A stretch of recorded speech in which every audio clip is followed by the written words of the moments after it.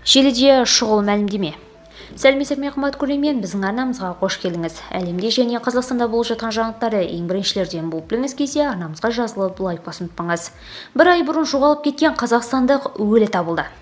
Бір айдан астам уақыт бұрын жұмыстан шығып жоғалып кеткен павлодарлық өлі табылды. Бұл туралы Вита Павлодар іздеу жасағының еріктілері әлеуметтік желідегі парақшасында хабарлады. Іздеушілердің айтуынша, жоғалып кеткен 26 жастағы Александр Фоминнің денесі Солка шағын ауданындағы қала тұрғынында күн сайын серуендейтін қайын тоғайдың жанына табылған. Ол жерде күн сайын жүздеген адам серуендейді. Байкерлер жүреді, жақында тіпті жарыстар да өтті. Оны көруге болатын еді. Бұл өте өкінішті. Біз оны ұзақ уақыт бойы таба алмадық. Әртүрлі жолмен жұмыс жасап көрдік. Жақында біз тағы жоспарлаған аумақты іздеуге шықтық. Топтарға бөлініп отырғызып алған адағыштардың жанына өтіп бара жатып, мен бір дақты көріп қалдым.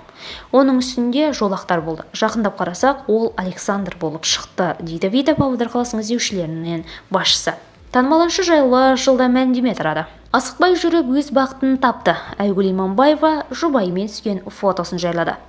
Әнші актриса Айгүл Иманбаева Instagram парақшасында күйеуімен бірге түскен фотосын жайлап жазба қалдырды. Шулаған әлемде жанымның тыныштығысың деп жазды Айгүл Иманбаева. Әншінің бұл жазбасына желі қолданушылар түрлі пікір жазды. Басы болса азаматпен бас қосты, ешкімнің ұясын бұзған жоқ, нағыз ақылды әйел. Әр әйел сүйікті болуға лайықты.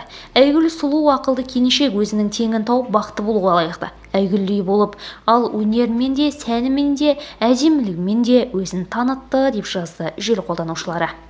Видеомыз кеңінен таралу үшін лайк басып жақындарыңызға таратуды ұмытпаңыз. Бізді бақылауды жалғастырыңыз.